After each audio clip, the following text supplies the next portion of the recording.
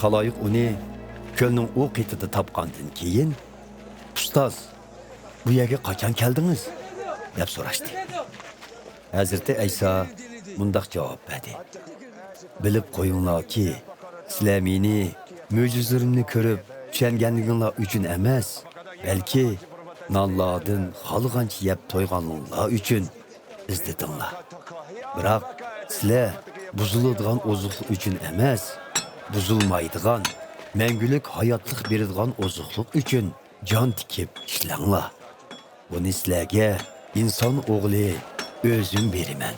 Chunki mening bundaq qilishimni Xudo otam tasdiqlagan." Ular qanday qilganda Xudoning xizmatida bo'la olamiz deb so'rashdi. Xudoning xizmati Xudoning avatkiniga e'tiqod qilishdir deb javob berdi Hazrati Ayso.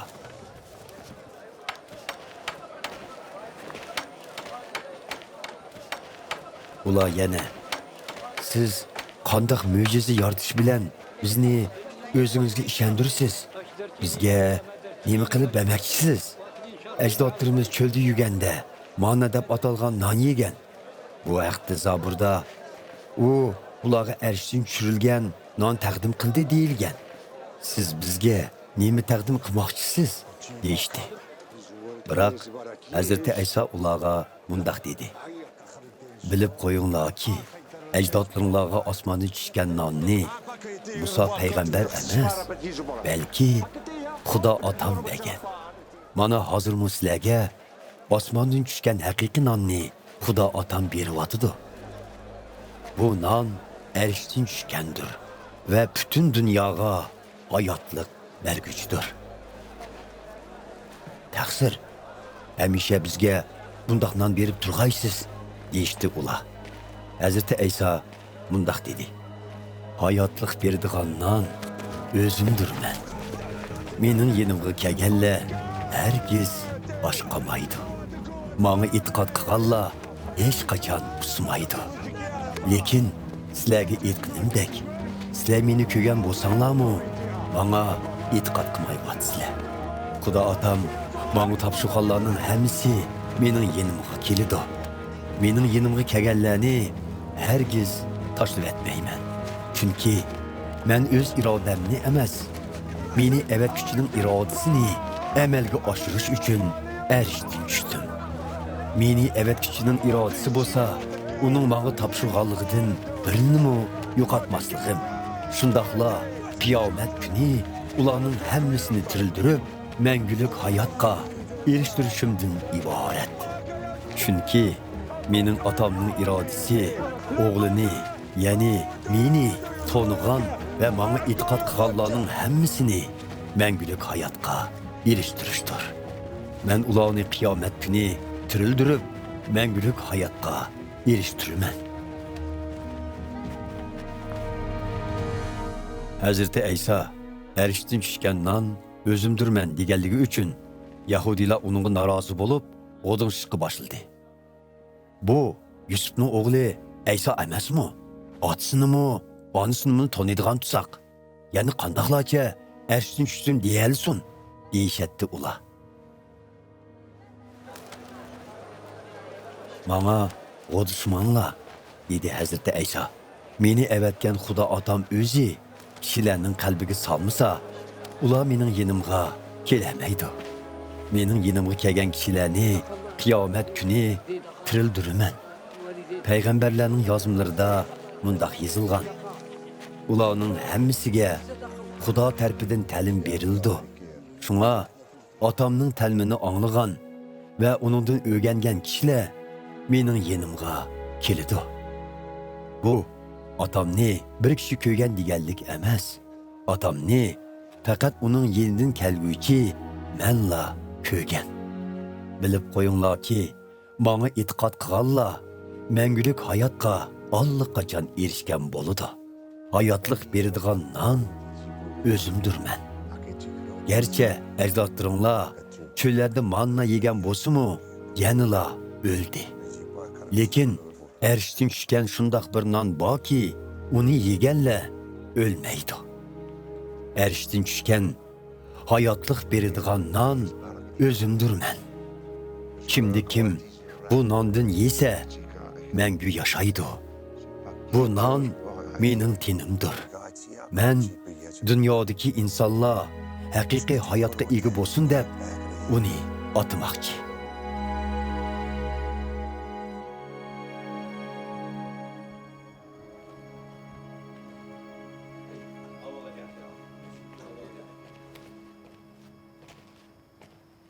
Bu söz bilan ular xafa bo'lishib, bu odam bizning yeyishimizga o'z tenini qandoq beralaydi deyishib, talash tortish qilishga boshladi.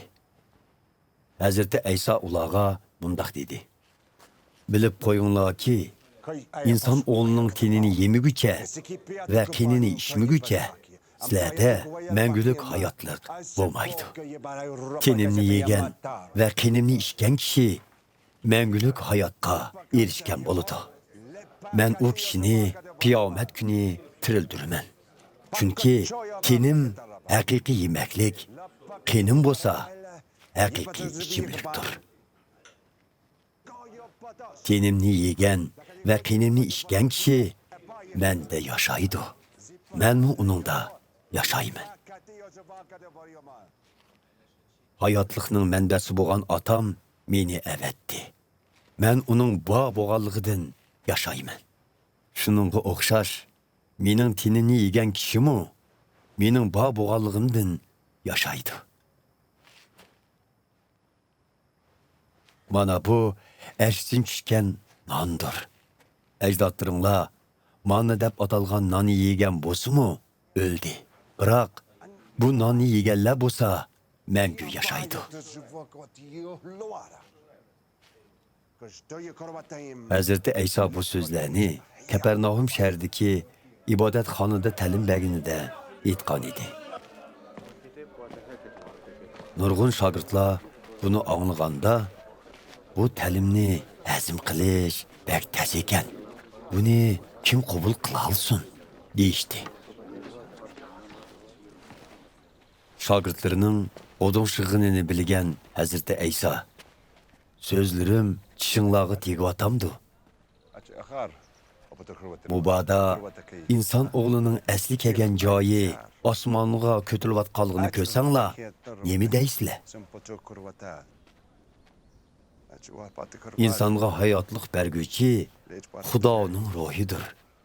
Bu ish insonning qo'lidan kelmaydi. Sizlarga aytgan so'zlarim Xudoning ruhidan kelgan bo'lib, u hayotlik taqdim qiladi.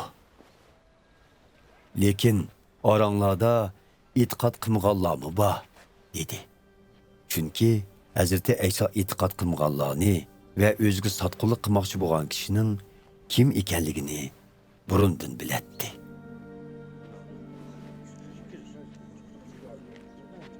Men sizlarga dedim-ku, otam bana yaqinlashtirganlardan boshqa hech kim mening yenimga kelamaydi, dedi Hazrati Ayso yana qo'shimcha qilib.